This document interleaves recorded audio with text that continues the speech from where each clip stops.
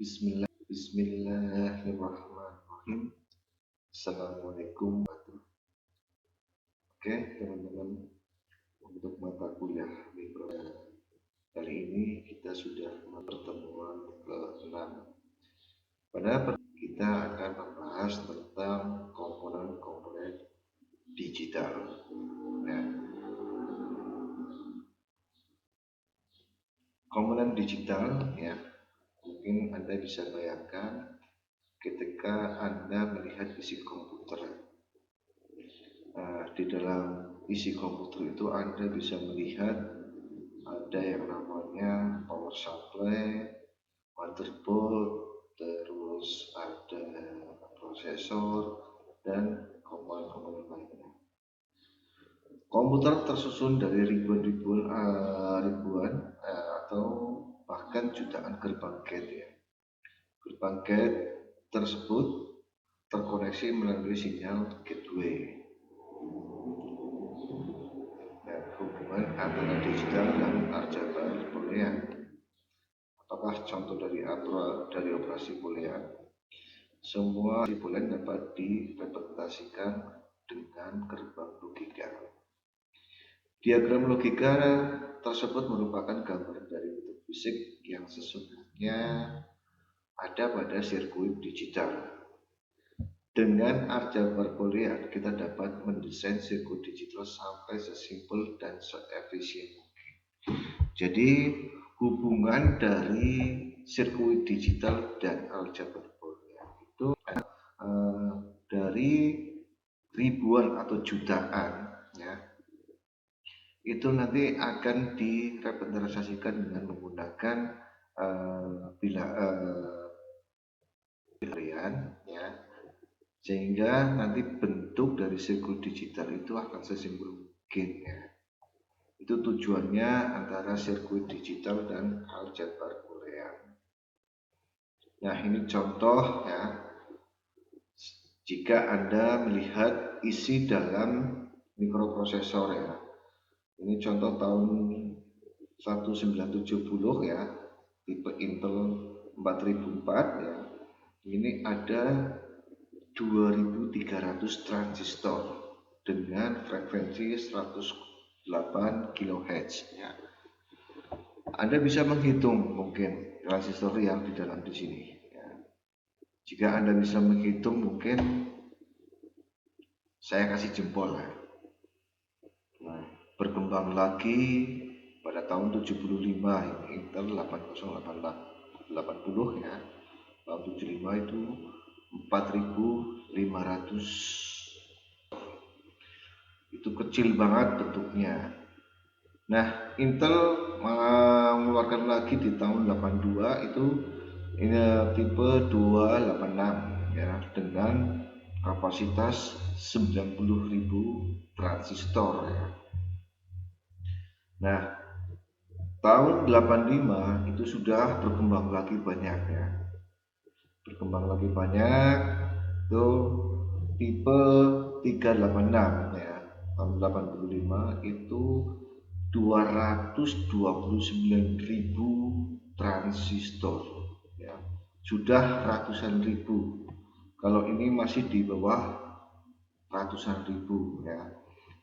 Tadi ada lupa tahun 78 sekitar 29.000 ya transistor ya. Oke, ini contoh gambaran yang tadinya bentuknya transistor bentuknya tabung, sekarang sudah diperkecil lagi dengan kapasitas yang besar dan jumlah yang banyak dari komponen-komponen digital. Makanya semakin kecil ini penempatan dari komponen digital ini ya, komponen digital seperti transistor ini itu bisa menampung 229.000 transistor ya. Itu tahun 85. Sekarang sudah tahun 2020. Kapasitas sudah sampai 2 juta ya, untuk tipe yang integrated circuit atau IC ya, merupakan komponen yang tersusun oleh komponen digital yang dihubungkan melalui kabel seperti suatu program. Komputer menggunakan sekumpulan gerbang untuk membuat modul menjadi lebih besar dan kompleks. Setiap gerbang tidak berdiri sendiri, tetapi tersusun dalam sebuah IC. Chip ini terbuat dari sebuah kristal silikon semikonduktor yang sangat kecil. Dan chip ini merupakan perangkat elektronik yang terdiri dari komponen-komponen elektronik penting seperti transistor, resistor, dan kapasitor untuk mengimplementasikan bermacam-macam gerbang. Teman-teman sudah mempelajari kemarin di pertemuan keempat adalah macam-macam gerbang dasar, itu yang dipakai dengan bahasa biner. Nah, ini contoh sirkuit logika. Ini dari gerbang apa ini? Kalau dilihat dari simbolnya, ini teman-teman masih ingat bahwa di dalam satu IC saja yang kecil itu sudah ada 1, 2, 3, 4 gerbang. Dari 4 gerbang itu mempunyai input 2 inputan dan 1 outputan. Satu lagi untuk disambungkan ke ground, dan satu lagi merupakan sebuah sumber tegangan DC, bukan AC. Nah, ini chip dari gerbang NAND. Kalau teman-teman lihat chip gerbang NAND itu adalah gerbang gabungan dari gerbang N dan 0. Kombinasi sirkuit Jadi pada kombinasi sirkuit digunakan untuk membangun sirkuit yang berisi operator-operator boolean, input dan output. Konsep utamanya untuk mengenali kombinasional sirkuit dan output selalu didasarkan pada input. Kelemahan dari kombinasi sirkuit adalah tidak adanya penyimpanan atau memori. Contoh kombinasional sirkuit adalah F-adder sirkuit, 3 to 8 decoder sirkuit, multiplexer.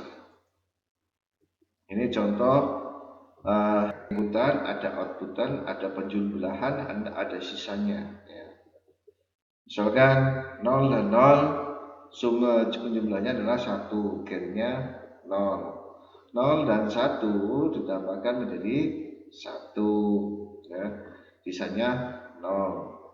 1 dan 0 jumlahnya adalah 1, carry-nya 0. Inputnya 1 dan outputnya 1 berarti kan penjumlahan adalah 0-nya 1, itu untuk half adder.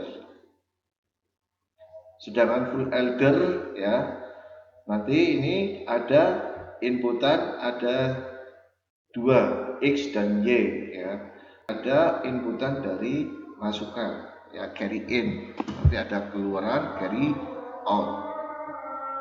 Begitu teman-teman, bisa dipahami Nah, sequential circuit yang didasarkan output berdasarkan input tertentu.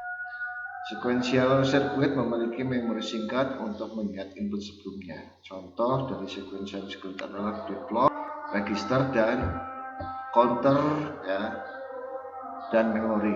Ada 2 jenis sequential circuit, asinkron dan sinkronus. Asinkron aktif ketika ada, sinkronus merupakan clock untuk memulai pada event. Ini contoh sequential circuit Ini gambaran dari gerbang clocknya. Nah, clock sendiri merupakan sirkuit yang memancarkan serangkaian pulsa dengan lebar pulsa yang tepat dan interval yang tepat antara pulsa yang berturut-turut. Interval ini disebut clock cycle time Clock speed umumnya diukur dalam satuan hertz dalam kapasitas megahertz atau jutaan pulsa per detik. Pada umumnya adalah dari 1 sampai dengan beberapa ratus megahertz. Yang dianggap satu pulsa ini adalah 1 kali pulsa naik ya dari rising egg dan falling egg ya. High nanti yang di bawahnya adalah low. Itu adalah pembacaan dari clock. Nah, clock juga digunakan oleh rangkaian sekuensial untuk memutuskan kapan untuk memperbarui keadaan. Ya, jadi clock ini tidak hanya sebagai waktu, ya, waktu pulsa itu bekerja, tetapi sebagai atau pemutus. Ya. Sedangkan flip-flop sendiri, ya, kita dapat menggambarkan sebuah flip-flop dengan menggunakan yang menunjukkan status berikutnya, tapi didasarkan pada input dan kondisi saat ini. Contohnya adalah notasi key itu mewakili keadaan saat ini, dan key kurung buka T plus 1 menunjukkan status berikutnya atau menyatakan flip-flop harus masuk ke setelah clock berubah. Misalnya jika S adalah 0 dan R adalah 0 dan keadaan saat ini adalah kita selanjutnya adalah key plus T, key kurung buka T plus 1 dan juga pada kondisi 0 juga. Jika S adalah 0 dan R adalah 0 dan key T adalah 1, maka key kurung buka T sama dengan 1 adalah 1. Sebenarnya input 00 ya itu untuk S dan R yang akan mengakibatkan tidak ada perubahan ketika clock berubah.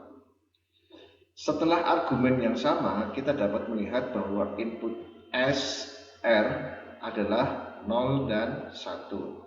Status berikutnya key kurung buka T plus 1 untuk posisi 0 terlepas dari kondisi saat ini, sehingga harus di reset pada output sirkuit.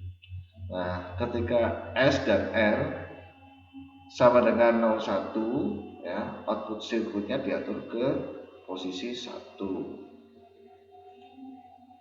Ini contohnya ya, SR flip flop, ini outputannya key ya.